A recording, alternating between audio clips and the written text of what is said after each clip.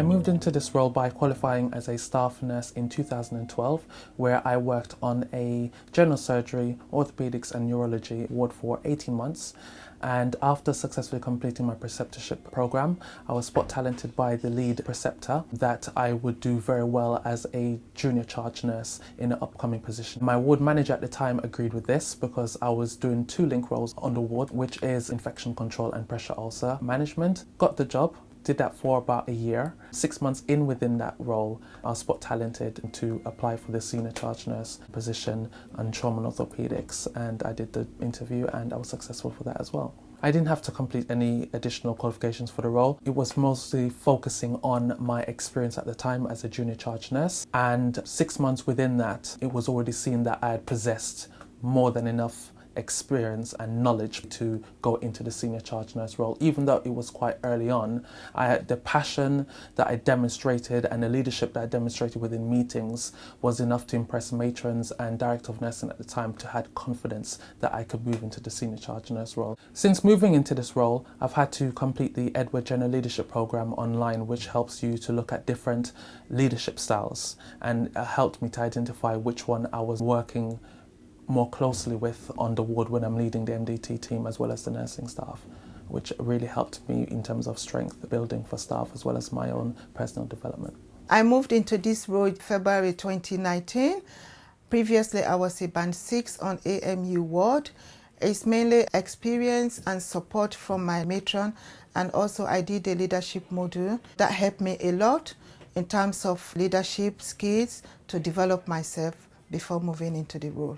A typical day for me in my role is very busy, but what I love about it is that it's unpredictable. I try as much to plan my week, how I'm going to fulfill it. I'll have a management day to sit down, have one-to-one with staff, look at their current development and what I can do to support them to achieve their goals, as well as doing ward rounds with the consultants and doctors, looking at the plans, action for the patients that's currently on the ward, predicted date of discharge, meeting with families, next of kins, explaining what we do on the ward, the discharge planning, the care that we give, also attending meetings off the wards as well to see what we're currently doing in terms of our key performance indicators and what we're going to do to continue to improve that. My day is very varied on a day-to-day basis.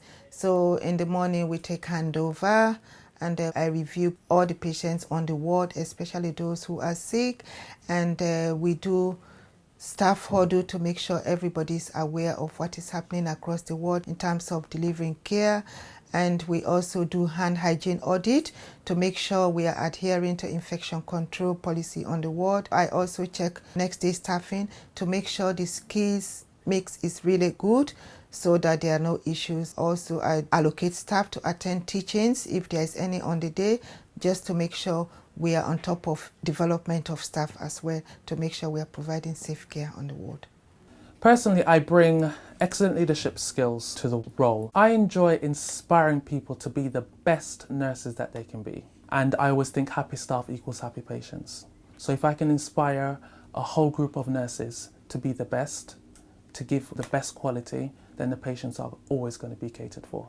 Professionally, I've got a wealth of knowledge, right from caring for elderly care patients as a newly qualified nurse and working my way through to being a ward manager.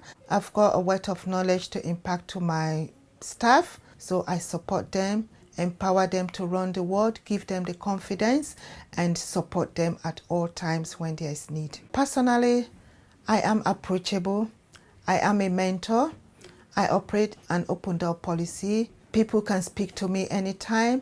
I'm flexible with my staff management. I think I'm a good communicator as well, and I do a lot of reflection in this role. I would recommend anyone moving into this role to first complete the junior charge nurse sister role because it hones your skills as a leader, managing the day-to-day basis of the ward. You get to manage a team of 10 to 15 nursing staff, as well as leading the MDT within the board rounds or any other professional meetings that you have to attend. I would also recommend completing a foundation leadership program because that is really going to teach you about different leadership styles and what leadership style is more resonant with you as a person and how to build upon that to make sure that staff get the best out of you. If you are really passionate about this job, you have to be committed, you have to be supportive, you have to be assertive, and if you have all these passions and drive, I would say go for the job.